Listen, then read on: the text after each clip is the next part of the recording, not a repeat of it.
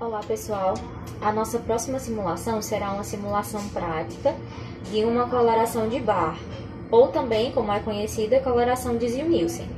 Nessa coloração, o objetivo principal é pesquisar as bactérias do gênero Mycobacterium e as principais bactérias pesquisadas dentro da bacteriologia clínica são bactéria Mycobacterium tuberculosis, que como o nome já diz é causadora de tuberculose, e em segundo lugar seria o Mycobacterium leprae, que é causadora da hanseníase, tá? Então nessa simulação prática vocês vão entender como é que é feita a coloração de Barr ou bacilos álcool resistentes, tá?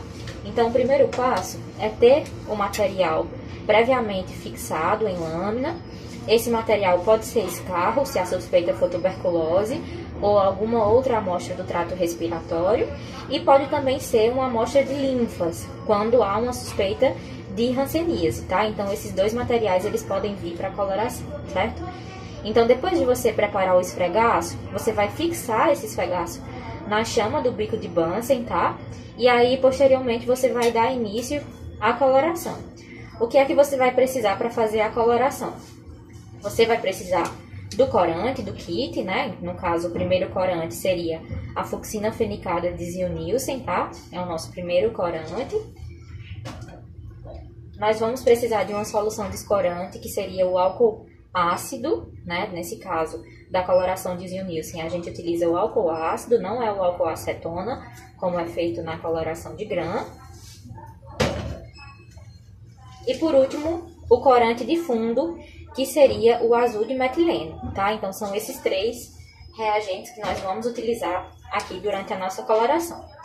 A princípio, nós vamos fazer a deposição do nosso primeiro corante sobre o esfregaço, mas esse gênero bacteriano, que é o Mycobacterium, ele tem uma característica peculiar, que é a parede celular dessas bactérias é rica em ácidos graxos, né? Ou seja, gordura.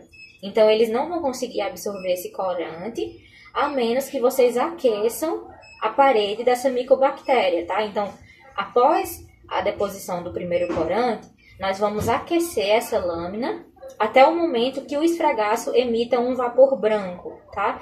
Então, vocês vão precisar ficar de olho aqui no esfregaço quando depositar o corante e aquecer, porque a gente sabe que é necessário parar o aquecimento quando há uma emissão de um vapor branco. Talvez não fique tão nítido no vídeo, tá? Mas eu vou tentar mostrar aqui para vocês. Então, o primeiro passo seria cobrir o nosso esfregaço com esse corante, que é a fucsina fenicada de Ziehl-Neelsen, né? Então, tô aqui cobrindo o material, tá? E aí, posteriormente, de preferência, com o auxílio de um bastão, o ideal é que a gente utilize algodão na ponta do bastão, né? Pode ser aqui, no caso, um bastão improvisado, que eu fiz com alça bacteriológica, né? Com o resto de uma alça velha, tá? E aí eu coloco um pouquinho de algodão umedecido em álcool ao final, certo? Então, quando eu aplico o meu corante aqui a princípio, eu vou fazer agora o processo de aquecimento desse material, certo? E coloquei a chama aqui, não sei se vocês conseguem ver. E aí eu vou aquecer agora a minha lâmina. Não pode deixar ferver, tá? Nem secar, nem ressecar o material. Então o ideal é que você aqueça um pouco e pare por alguns segundos, certo?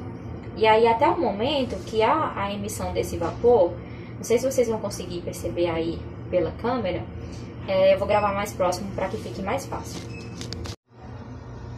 Tô aqui aquecendo o material. E aí vocês vão ver que vai emitir aí um vaporzinho branco, dá pra ver, ó, isso. Esse vapor aqui que é o vapor que indica que você deve parar, porque você já aqueceu o suficiente a sua lâmina, tá? Então é a partir desse vapor que a gente sabe que o processo de aquecimento ele foi feito de maneira adequada. Depois que você finalizou o aquecimento da lâmina, agora é hora de você remover o excesso de corante com o auxílio da água, né? Então sempre deixando a água escorrer sobre o seu dedo para que isso não prejudique o esfregaço, certo? E aí depois que você remove esse excesso de corante, você pode preparar a lâmina para o próximo passo, que seria a aplicação do descorante, tá? Então o nosso descorante, o álcool ácido, ele vai ser aqui posto sobre a lâmina. E aí a gente vai lavar esse esfregaço com o nosso descorante, que seria o álcool ácido, tá? Então, deixa a lâmina inclinada e deixa o álcool ácido percorrer aqui o material.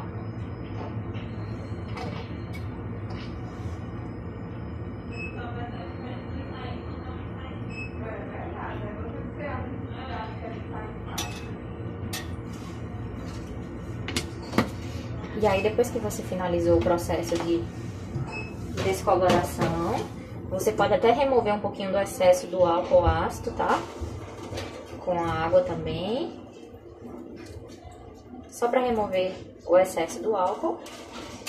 Lembrando que nessa etapa da descoloração é a etapa que todas as outras bactérias que não são do gênero Mycobacterium, elas ficam descoradas, né? Por conta da ação do descorante. Apenas o Mycobacterium, o gênero, permanece corado. E aí, por último, você vai colocar o seu último corante, que seria o azul de metileno. Vai recobrir o esfregaço com esse corante. E aí, nesse caso, você vai deixar ele agir por 1 minuto, tá? Então, esse corante, o azul de metileno, na verdade, ele é um corante de fundo, né? Então, a função principal dele é corar o fundo da lâmina, células, leucócitos e outras bactérias que não pertencem ao gênero Mycobacterium, tá? Então, o tempo de ação desse corante é 1 minuto. Posteriormente, você vai remover o corante da lâmina, lavando ele aqui no fluxo da água, tá? E aí, ao final, você vai deixar essa lâmina secar.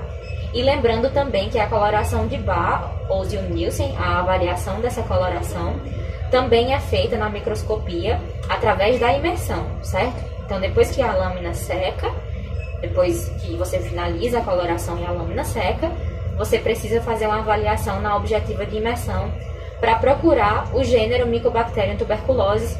E aí eu vou explicar agora ao vivo para vocês como é que é feita essa interpretação e essa leitura da lâmina.